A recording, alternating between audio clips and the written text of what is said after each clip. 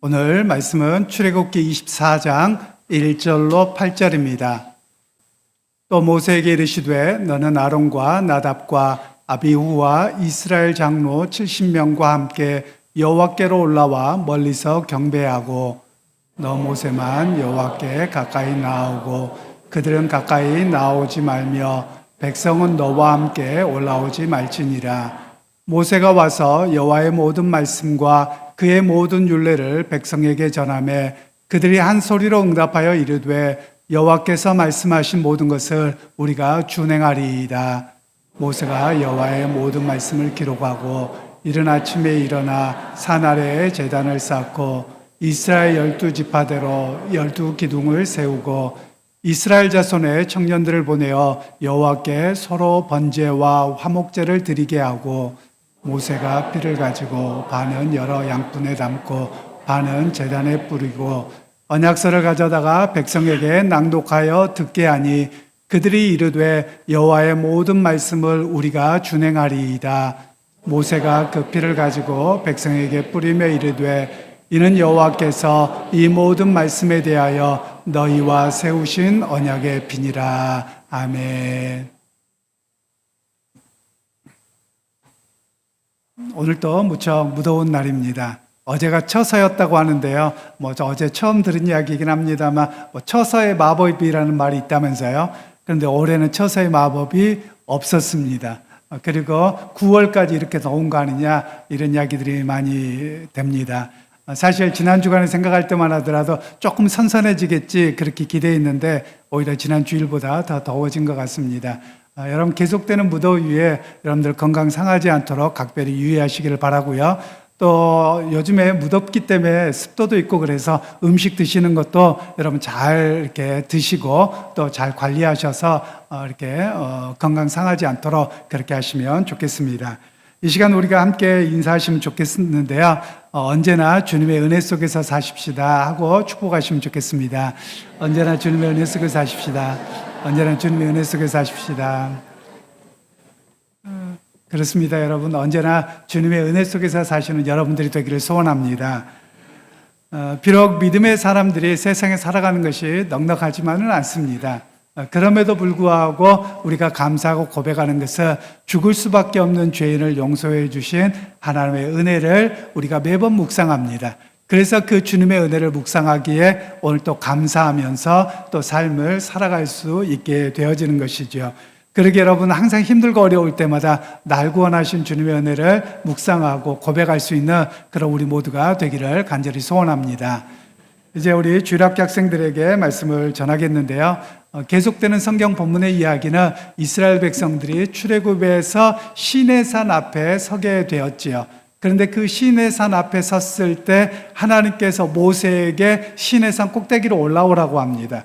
그래서 시내산 꼭대기에 모세가 올라갈 때 혼자 올라가지 않고 아론과 자기의 형이죠. 그리고 그 형의 아들인 나답과 아비후 그리고 백성들의 지도자였던 장로님들 70명을 함께 데리고 올라갑니다. 그리고 데리고 올라가서 하나님께서 십계명이라고 하는 율법을 주세요. 거기에서 하나님과 모세가 또 70명의 이스라엘 백성들을 대표하는 장로님들이 언약을 맺습니다. 약속을 맺습니다.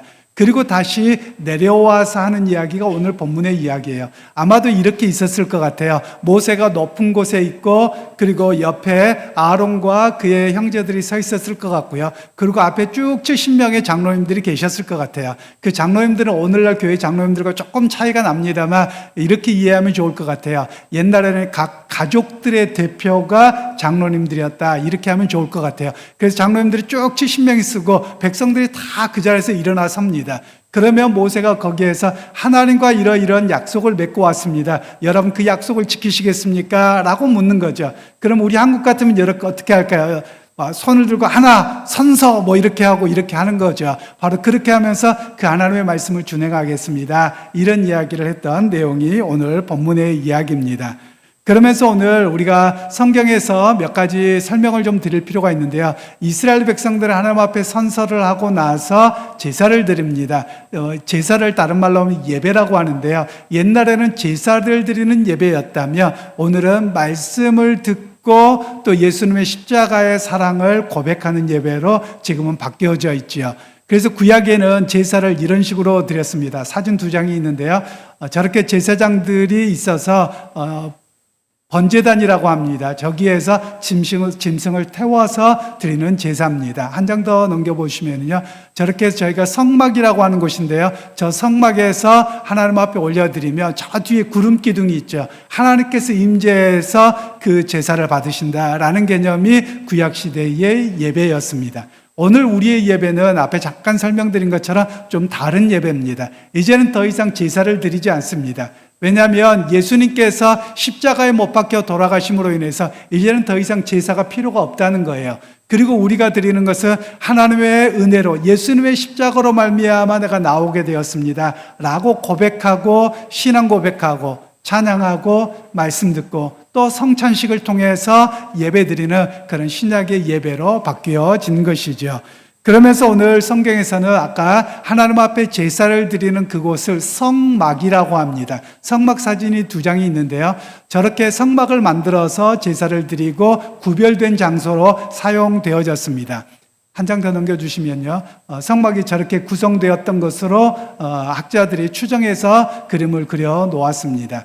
그래서 이 성막이라는 말은 거룩한 텐트란 뜻입니다. 거룩하다는 말은 구별되었다라는 뜻이거든요. 그래서 하나님께서 예배하고 제사 드리기 위해서 사람들과 따로 구별된 장소로 하나님께서 제사를 드리게 하셨던 내용이죠. 오늘 보면 우리는 이 성막은 아니고 예배당에서 예배를 드립니다. 이 예배당 그냥 우리 집에서도 드릴 수도 있고 어디서도 드릴 수 있는데 이 예배당을 따로 지어서 구별하지요. 그리고 우리가 시간도 구별하고 또 우리의 옷이나 여러 가지를 구별해서 하나님 앞에 예배하러 나옵니다. 그래서 신약의 예배는 구약의 제사 예배가 아니라 신약에는 말씀을 듣고 은혜를 누리고 고백하는 신앙을 고백하는 예배로 우리가 예배를 드리게 되었던 것이죠. 마치 오늘 이 제사를 드리면서 이스라엘 백성들이 하나님과 언약을 합니다. 그런데 언약을 할 때 그 언약의 체결 방식이 있어요. 여러분 우리나라 대통령이 뉴스에 보니까 일본 가고 미국 같더라고요. 그런데 무슨 조약을 서명하잖아요. 그러면 대통령이 마지막 서명을 합니다. 그러면 대통령만 지켜야 되나요? 우리도 지켜야 되나요?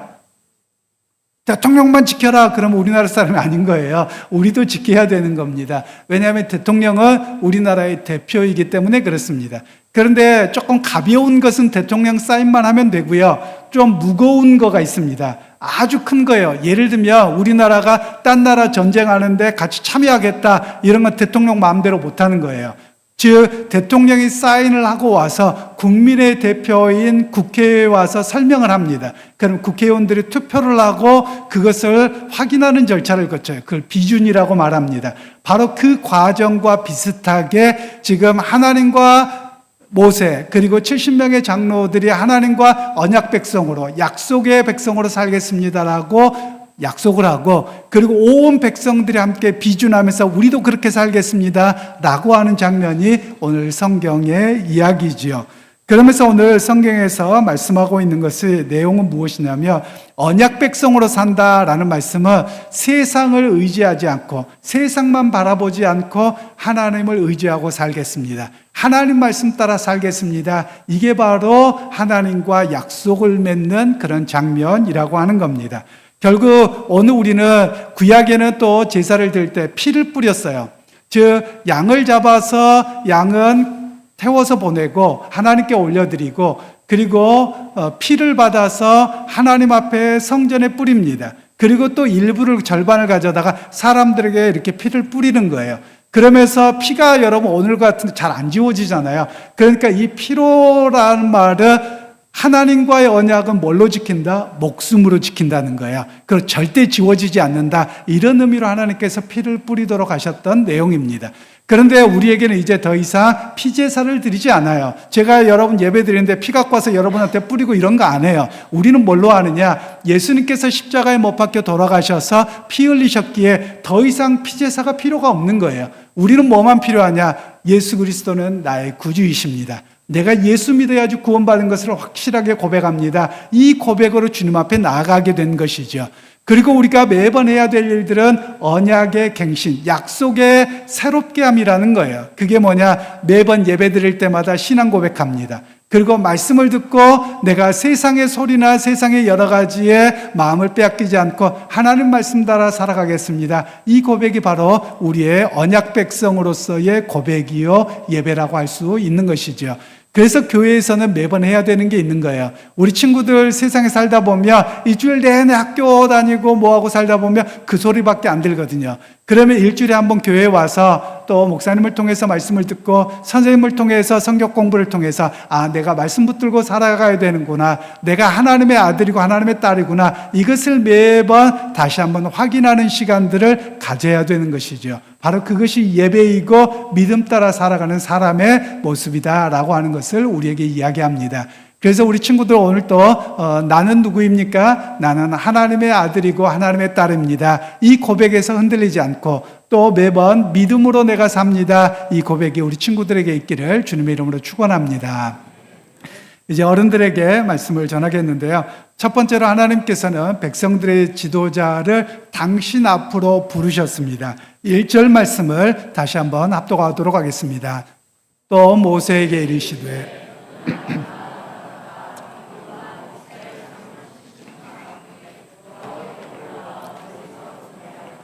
아멘. 하나님께서 시내산에서 모세와 70명의 장로들을 다 당신 앞으로 오라고 합니다. 이게 부름이죠. 즉 여기에서 중요한 의미가 있습니다. 우리의 예배 시간에도 보면 여러분 주보에 보면 임대 찬양이 있고 예배로의 부름이 있죠. 즉 이 말씀은 무슨 의미냐면 하나님 앞에 나아갈 수 있는 사람이 아무나 나갈 수 없다는 거예요. 하나님 앞에 나갈 수 있는 사람은 우리가 스스로 자원해서 나온 것 같아요. 내가 오늘 교회 가야지 이래서 나온 것 같지만 사실은 하나님께서 우리를 불러주셨기 때문에 하나님 앞에 나아갈 수 있게 되었다는 겁니다. 그래서 하나님의 부르심이 뭐냐? 은혜입니다. 하나님의 부르심이 바로 예수 그리스도를 나의 주로 고백하게 하는 그 자리에 있게 하는 하나님의 은총이라는 사실을 우리에게 말씀하고 있습니다. 그러면 여러분 하나님께서는 우리만 부르셨을까? 아니요. 세상의 모든 사람을 하나님 부르셨을 거예요. 그런데 우리는 어떤 사람이냐? 하나님의 부르심에 응답한 사람들입니다. 즉 하나님의 부르심에 응답한 사람들이 하나님의 은혜의 사람이 되고 믿음의 사람이 되고 구원받은 사람이 된다는 사실을 우리에게 말씀하고 계시는 것입니다. 그러게 여러분 하나님의 부르심에 응답하여 이 자리에 나온 여러분 믿음의 사람으로 흔들리지 않기를 소원합니다. 끊임없이 나는 하나님의 부름에 응답한 사람입니다. 이런 자의식을 갖고 믿음의 자리에 승리하게 되는 그런 우리 모두가 되기를 주님의 이름으로 축원합니다. 이제 두 번째로 하나님의 언약은 오늘 모세를 출발점으로 해서 그리고 70명의 장로들과 또 이스라엘 백성 전체에게로 이어지는 내용이 나오는데요. 3절로 4절 말씀을 다시 한번 합독하겠습니다. 모세가 와서 여호와의 모든 말씀과 그의 모든 율례를 백성에게 전하매 그들이 한 소리로 응답하여 이르되 여호와께서 말씀하신 모든 것을 우리가 준행하리이다. 모세가 여호와의 모든 말씀을 기록하고 이른 아침에 일어나 산 아래에 제단을 쌓고 12기둥을 세우고 아멘.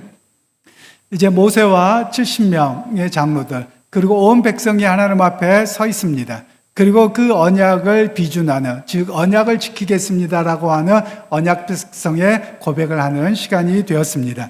그런데 먼저 모세가 하나님의 모든 말씀과 율례를 그들에게 전하였다라고 말씀합니다. 여기서 하나님이 말씀하신 율례라고 하는 것을 잘 이해할 필요가 있겠는데요. 원래 이 율례라는 말은 판결, 판단, 기준 이런 뜻을 가지고 있어요. 그러니까 너희가 하나님을 사랑하는 건 당연한 것이고 너희가 하나님의 언약 백성으로서 삶 속에서 어떻게 살아가야 되는지를 기준을 말씀하셨어요. 예를 들면 어떤 이야기냐면 예수님께서 십계명 속에 하나님께서 십계명 속에서도 보면 내 이웃에게 거짓 증거하지 말라, 내 이웃의 것을 탐내지 말라 이런 것들을 구체적으로 어떻게 할 것이냐 내 이웃의 것을 탐내지 말라는 말씀 중에는 신명기에 보면 만일 옆집의 소가 옆집의 사람이 나를 미워합니다. 그런데 이 옆집의 소가 길을 잃어버렸어요. 저 사람 잘 됐다. 이렇게 하지 말고 가서 찾아다가 주라는 거예요. 그게 하나님의 율례입니다. 그러니까 이 땅에 살아갈 때 내 기분대로 살아가지 말고, 그리고 내가 분노의 감정대로 살아가지 말고 하나님의 말씀을 좇아서 그대로 살아가라라고 하는 것이 율례라고 말하는 겁니다. 즉 하나님의 백성으로서 살아가야 될 삶의 방식, 규칙, 이런 것들을 율례라고 이야기하는 겁니다. 여러분, 오늘 우리에게도 마찬가지입니다. 믿음의 사람들은 세상 사람들과 똑같이 살 수 있지만, 그러나 하나님께서 말씀하신 기준을 따라서, 또 하나님의 말씀을 따라서 내 이웃을 내 몸과 같이 사랑하고 하나님을 사랑하고 섬기는 자의 모습으로 살아가야 되는 것을 우리에게 말씀하고 있습니다. 그리고 나서 이제 하나님께서 모세를 통해서 이야기하시는 것이 시내산 앞에 12개의 기둥을 세우라는 거예요. 12개의 기둥은 이스라엘의 12지파를 상징합니다. 그리고 시내산은 어떤 산입니까? 하나님을 만났던 성산이에요. 그러니까 상징적인 의미가 있는 거예요. 하나님 앞에 12지파가 항상 서 있습니다. 이런 이야기를 하는 거예요. 아마도 제가 상상해 보면 이스라엘 백성들 혹시 이러지 않았을까? 이건 상상입니다. 성경에 전혀 나오지 않은 이야기인데요. 무슨 이야기냐면 마치 이스라엘 백성들이 광야에서 살다가 또 가나안 땅에 삽니다. 그런데 자녀들이 하나님 말씀을 도무지 안 듣는 거예요. 그러면 이 아이들을 수련회를 보냈을 것 같아요. 어디로요? 시내산 앞으로요. 그래서 시내산 앞으로 수련회 보내서 저 12개 보이지? 왜 저거 있는 줄 아니? 우리가 하나님 말씀대로 산다는 거야. 그리고 너 저기 아무나 못 올라가는 거야. 얼마나 힘든데 하나님 앞에서 우리가 어떻게 살아가야 되는지를 배워야 되는 거야. 아마도 이렇게 하지 않았을까? 이건 제가 추측을 해봅니다. 그것처럼 여러분, 오늘 우리에게도 마찬가지입니다. 믿음의 사람들에게 12지파와 같은 돌무더기가, 돌기둥이 무엇이냐라고 이야기하며 우리의 신앙 고백이고요. 어찌 보면 매번 주일마다 예배당에 나와서 하나님 앞에 예배하는 자의 모습으로 서 있음, 바로 그것이 12기둥의 의미로 우리에게 이야기를 할 수 있습니다. 그러게 여러분, 믿음의 사람으로서, 하나님의 백성으로서 우리가 살아가는 사람은 어떻게 해야 되느냐? 12기둥이 흔들리지 않고 항상 하나님의 산 앞에, 하나님 앞에 있었던 것처럼 오늘 우리 각자가 언제든지 흔들리지 않고 하나님 앞에 살겠습니다. 하나님을 대면하고 하나님의 말씀을 듣고 살겠습니다. 이런 고백이 바로 12기둥의 의미요, 또 우리가 그렇게 살아야 함을 이야기합니다. 그러게 여러분, 우리가 비록 흔들리더라도 여러분, 모래폭풍이 몰려와도요, 여러분 커다란 바위는 흔들리지 않아요. 그래서 여러분, 우리의 믿음은 예수 그리스도 안에서 흔들리지 않는 믿음으로 하나님 앞에 서 있겠습니다. 이런 고백이 저와 여러분의 고백이 되기를 간절히 소원합니다. 이제 세 번째로 언약 백성이라고 하는 것의 확증을 핏부림이라고 하는 것을 통해서 하나님께서 말씀하고 계셨는데요. 5절로 8절을 다시 한번 압독하도록 하겠습니다. 이스라엘 자손의 청년들을 보내어 여호와께 서로 번제와 화목제를 드리게 하고 모세가 피를 가지고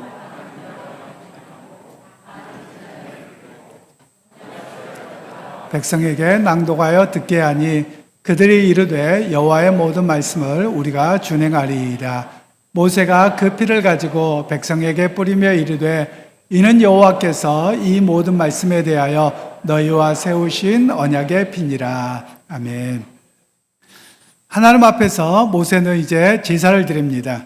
청년들이 가서 소를 잡아오며 그 소를 각을 뜹니다. 각을 뜬다는 말은 사지를 다 쳐내고 몸뚱아리만 드리는 거예요. 그리고 피를 온전히 다 뺍니다. 그렇게 해서 번제로 하나님 앞에 태워드립니다. 그리고 나서 이제 그 피를 반반 나눕니다. 양푼 2개에 담아서 하나는 여호와 앞에 나가 성막에 나가서 제단 안쪽 지성소 안에 있는 속죄소에 붓습니다. 그래서 이 속죄소에 피를 붓는다라는 것의 의미는 무엇이냐면 하나님 우리의 죄를 용서해 주십시오, 눈 감아 주십시오라는 뜻입니다. 왜냐하면 속죄소라고 하는 곳에는 그 안에 법궤가 있습니다. 그 안에 그리고 아론의 쌍난 지팡이가 있고 그리고 또 만나 항아리가 있습니다. 그래서 그 의미는 무엇이냐면 마치 하늘을 거꾸로 해놓은 것과 똑같은 거예요. 즉 3층천 위에 하나님이 계시는데 하나님의 살아계심의 증거가 여기에 있는 거예요. 그래서 지성소에 들어간다는 말은 하나님의 살아계심을 면전에서 목도한다, 이런 의미를 가지고 있어요. 그래서 마치 이거를 어떤 의미로 갖고 있냐면 하늘이 이렇게 되는데 거꾸로 엎어갖고 있는 것처럼 그렇게 하는 겁니다. 그래서 그곳에 갈 때 속죄소라고 하는 뚜껑을 덮습니다. 그리고 거기에 피를 뿌립니다. 피를 붓습니다. 이 말은 하나님, 이 짐승의 피를 받으시고 내가 대신 죽어야 되는데 눈 감아 주십시오. 그래서 원래 피를 붓는다라는 것은 눈을 가린다라는 의미입니다. 속죄라는 말의 원래 뜻이 눈을 가린다는 뜻이에요. 누구의 눈을 가립니까? 하나님의 눈을 가리는 겁니다. 우리의 눈을 가리면 하나님 보시는 거고요. 하나님 눈 감아주세요. 우리의 죄를 눈 감아주세요. 이게 바로 속죄라는 의미입니다. 그리고 나서 이스라엘 백성들에게 양푼의 반에 담겨져 있는 피를 가지고 뿌립니다. 그러면서 이것이 너희를 향한 영원한 언약의 표징이라고 말을 하는 것이죠. 물론 오늘날 교회에서는 많이 행하지는 않습니다만 세례 중에 세례가 세 가지 방법이 있습니다. 하나는 침례가 있고요. 또 우리 교회에서 행하는 적수 세례가 있고요. 그리고 뿌리는 세례가 있기도 합니다. 그러나 뿌리는 세례는 우리는 잘 하지 않아서 그렇게 합니다. 그래서 과거 교회 전통에서 보면 예를 들면 교회에서 이걸 거룩한 성물로 하나님 앞에 드립니다. 그러면 구별하기 위해서 이렇게 물을 뿌렸던 그런 전통이 있기는 합니다. 그러나 종교개혁을 하면서 우리는 그건 안 해도 되지 않겠나 싶어서 안 하게 되기는 했습니다. 바로 이런 의미가 여기에서 담겨져 있습니다. 그래서 오늘 이 본문을 통해서 말씀을 하고 있는 것은 피를 뿌린다라는 말은 목숨을 바쳐서 지킨다라는 의미를 가지고 있는 거예요. 그러니까 하나님께서는 오늘 우리에게 너희가 하나님의 언약 백성으로 살기 위한 결단은 누군가의 희생이 있어야 된다는 거예요. 양의 희생이죠. 그런데 여기에서 말씀하고 있는 예언적인 의미가 있습니다. 상징적인 의미인데요. 예수 그리스도께서 유월절 양이 되어서 십자가에서 피를 흘리셨습니다. 단번에 드린 그 영원한 제사이지요. 그래서 우리의 예배는 더 이상 제사가 아닙니다. 우리의 예배는 제사가 아니라 주님께서 십자가에 못 박혀서 돌아가셨고 그리고 그 은혜를 우리에게 덧입히셔서 그것을 기념하며 기억하며 그 은혜를 노래하는 것이 우리의 예배라고 하는 것입니다. 그런 측면에서 오늘 우리에게 한 가지 말씀하고 계시는 것은 즉 우리는 어떤 사람이냐? 예수 그리스도의 핏값으로 사신 백성이 되었다라고 하는 것입니다. 여러분 예수님의 핏값으로 우리가 삼바가 되었으니까 여러분 얼마나 고귀한 존재입니까? 얼마나 비싼 존재입니까? 세상 어떤 값어치로도 매길 수 없는 그런 하나님의 사랑을 입은 존재라는 사실을 우리에게 일깨워 줍니다. 그러면서 오늘 성경에서는 하나님께서 우리에게 오랫동안 참으시는 역사를 이야기합니다. 제가 자주 말씀드린 것처럼 이스라엘 백성들의 출애굽한 세대를 1세대를 출애굽 세대라고 합니다. 그리고 광야에서 태어난 출애굽 2세대를 광야 세대라고 말합니다. 그런데 이 광야 세대들이 여전히 넘어집니다. 부모 세대가 애굽의 영향에 의해서 하나님의 언약 백성으로 하나님을 의지하고 살겠다고 했는데 또 세상을 바라봅니다. 그리고 애굽을 바라봅니다. 그리고 또 무너지거든요. 그래서 하나님께서 새 세대 광야 백성을 세우셨는데 이들도 부모의 뒤를 따라가는 겁니다. 부모 뒤를 따라가서 또 넘어지는 거예요. 그래서 하나님께서 이 광야 세대가 이제 가나안에 들어가게 하셨습니다. 그래서 이 세대들을 가나안 세대라고 말할 수 있어요. 그러면 이 가나안 약속의 땅에 들어갔으면 좀 잘 살면 좋잖아요. 하나님 의지하고 좀 잘 살면 되잖아요. 왜냐하면 하나님 약속으로 주신 것을 지금 땅을 밟고 살아가기 때문에요. 그런데 이들도 똑같이 무너지는 겁니다. 계속해서 넘어지는 거예요. 그래서 여러분 그 넘어짐이 해결되지 않아서 예수 그리스도를 보내신 겁니다. 그래서 오늘 예수 그리스도를 우리에게 보내셔서 이제는 너희의 결단만 갖고는 안 된다는 거예요. 즉 이스라엘 백성들이 제사를 드리면서 하나님 앞에 살겠습니다 결단했는데 또 넘어져요. 그 결단 갖고 안 된다는 거예요. 그래서 하나님께서 영원한 언약의 피로 예수 그리스도의 피로 말미암아 내가 너를 무조건 선택할게, 무조건 사랑할게. 그러니까 너희가 조금 실수하고 넘어져도 괜찮아 라고 하나님께서 우리에게 영원한 제사로 당신을 드림으로 인해서 우리에게 확증된 백성으로 삼으셨다는 것을 이야기합니다. 그래서 여러분 오늘 우리는 누구입니까? 예수 그리스도 안에서 새로운 피조물입니다. 여러분 예수 그리스도 안에서 새로운 피조물은 어떻게 살아갑니까? 주님의 은혜를 묵상하고 비록 내가 넘어진다 할지라도 나를 사랑하신 그 사랑 안에서 흔들리지 않고 살아가겠습니다. 이 고백이 바로 우리의 고백이라고 하는 것입니다. 그래서 여러분 새로운 피조물은 좀 삶이 달라야만 합니다. 어떤 삶이냐? 즉 과거의 옛사람은 세상의 부와 명예와 세상 것만을 바라보면서 살아갑니다. 그러나 새로운 피조물은 하나님의 백성으로 호적으로 옮겨버린 거예요. 여러분 호적이 옮겨졌습니다. 그럼 여러분 뭐가 됩니까? 성이 다른 거예요. 제가 예전에 그 외국에 있을 때 목사님이 한 분 계셨는데요. 목사님이 하시성이세요. 그러니까 그분이 우스갯소리로 이야기하는 게 뭐냐면 나는 하나님 하시다 이러면서 이제 농담삼아 이야기를 하시더라고요.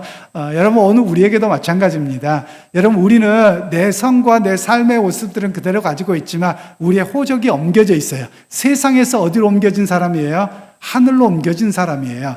그러면 여러분 우리는 어떤 사람으로 살아가야 되느냐? 하늘에 속한 백성으로, 새로운 백성으로 살아가야 됨을 우리에게 말씀하고 계시는 겁니다. 여러분 그러면 호적이 옮겨졌다고 밥 먹고 하루 일상하는 거 똑같아요. 그런데 여러분 내 정체성이 달라진 거예요. 어떻게 달라진 겁니까? 나는 세상에 속한, 육신에 속한 사람이 아니라 하늘에 속한 하나님의 자녀입니다. 여러분 이것이 흔들리지 않는 정체성이라고 하는 것입니다.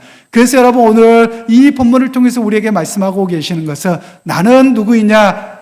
호적이 옮겨진 사람, 하늘로 옮겨진 하나님의 언약 백성입니다. 이 고백 속에서 우리에게 살아가게 하셨다는 것을 이야기합니다. 그러게 믿음의 형제자매 여러분, 우리가 비록 세상의 삶을 살아가다 보면 때론 지치기도 합니다. 어렵기도 합니다. 믿음 생활을 열심히 하는 것 같지만 믿음이 한때는 무너지기도 합니다. 그러나 여러분 우리가 잊지 않아야 될 것은 내 아버지가 누구십니까? 하나님이십니다. 나는 누구에게 속한 사람입니까? 주님께 속한 사람입니다. 또 내 안에 누가 계십니까? 성령께서 함께 하시는 사람입니다. 이것을 잊지 않고 살아가는 것입니다. 그러게 여러분 이번 한 주간을 살아가면서도 내가 누구인지에 대한 바른 인식 속에서 하늘에 속한 백성으로서 하나님의 은혜를 고백하고 또 성령을 보내사 우리로 하여금 이기게 하시고 말씀을 기억나게 하시고 세상 가운데서 넉넉함으로 살아가게 하시는 그 역사를 기대하고 소망하면서 살아가는 그런 하늘에 속한 백성들이 다 되시기를 주님의 이름으로 축원합니다.